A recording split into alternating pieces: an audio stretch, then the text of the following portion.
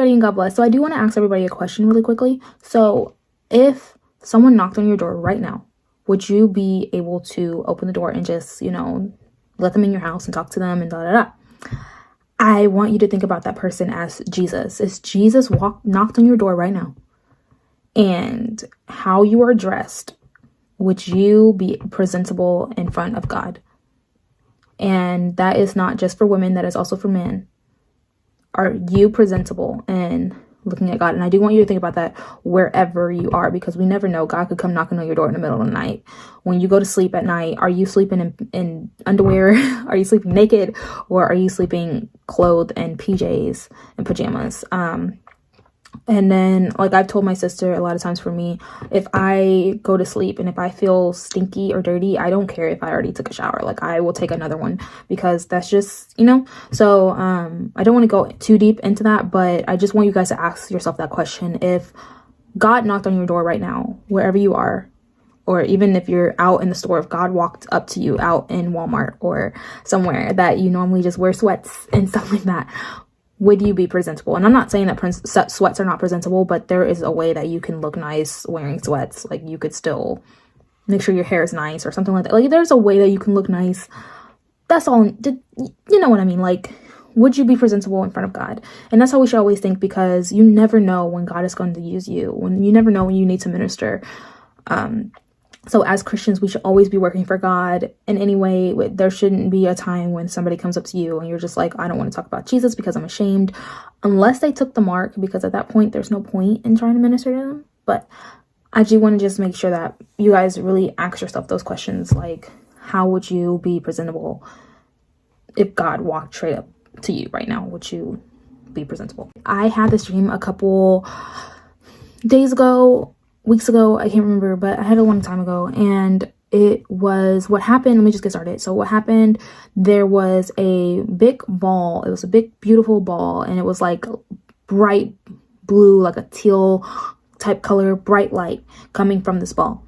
And there was these, in my dream, I called these things that were swimming towards it souls. And they were white, bright white souls. The closer they got to this blue light, they got brighter and brighter and brighter, and it was just beautiful. And I was standing on the side right next to it with these other people who, after a long time, I got the revelation that those were angels, and I definitely do believe that they were angels. I was standing next to them, and we were just getting ready to rejoice. We were just waiting on them to touch on Christ. Like, they were getting closer and closer, getting brighter and brighter. As soon as they touched on Christ, we were going to rejoice. And they did. It was hundreds and hundreds of them, and they touched Christ, and we were like getting ready to rejoice, just about to rejoice. Oh yeah, I'm sorry, I forgot to mention that the bright blue light represented Christ in my dream. Sorry, I forgot to mention that. But I did know that in my dream, that the bright blue light represented Christ, and these souls that's what we call them, souls. So I look over and I notice my mom, and she was really sad. Like, really, really, really sad. Like, it radiated, honestly. And I looked at her, and I was just like I was just looking at her like that. And that's when I noticed, after looking at her first, I noticed that after these hundreds and hundreds of souls would touch Christ, like, let's say around like 5 to 20, around that range, would bounce back and turn. And like I said, when they were getting closer to Christ, they were getting brighter and brighter. But then when they bounce and turn away, they would get darker and darker. So it would literally go from like this bright white to like this dull gray to like black, and then disappeared. So yeah, so like they were just like bouncing, literally like bouncing off. And like I said, like the blue light represented Christ. I knew that in my dream, that was Christ. And that is what I said in my dream, like, this is Christ and those are souls. And my mom just noticed those people were bouncing off, and I was just like, what's going on? Why is she not over here with us to rejoice? Like, we're about to have fun. Like, what's going on? Like, come on. And I looked at her, but I instantly felt compassion, and I was just like, I understand. I looked at her and I said that to her. I said, I understand, but we have to remember what we learned in Matthew. And she was just like, yeah, okay. And I woke up from my dream. All right, so I just wanted to shine some light on that a little bit. And that dream was really like really ministered to me, because I never understood why my mom was sad when she would lose a friend.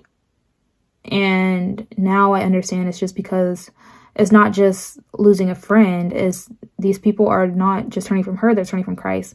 And I've seen that firsthand, how people will, you know, as soon as they hear just one thing that my mom says, and think about it, like God is talking to her and she's releasing what she hears from God, and you hear that one thing from God and you're just like, oh, I don't want to listen to that.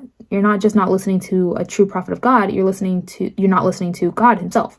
So I do want to read out of 1 Samuel chapter 8 verse 7. And the Lord said unto Samuel, hearken unto the voice of the people and all that they say unto thee, for they have not rejected thee, but they have rejected me, that I should not reign over them. So that is just what I was seeing, how my mom just like really, you know, she cares more about the fact that these people are turning from Christ. And when I was telling her about, you know, we have to remember what we learned in Matthew, I want to go to Matthew chapter 10 verse 14, when God says to his disciples, and whosoever shall not receive you, nor hear your words, when ye depart out of the house or the city, shake the dust off your feet. That's just what I was telling her, like, just shake the dust off your feet. Just, you know, it's not saying that not to care about them. It's just the fact that they're turning from God, and we've got other people to minister to.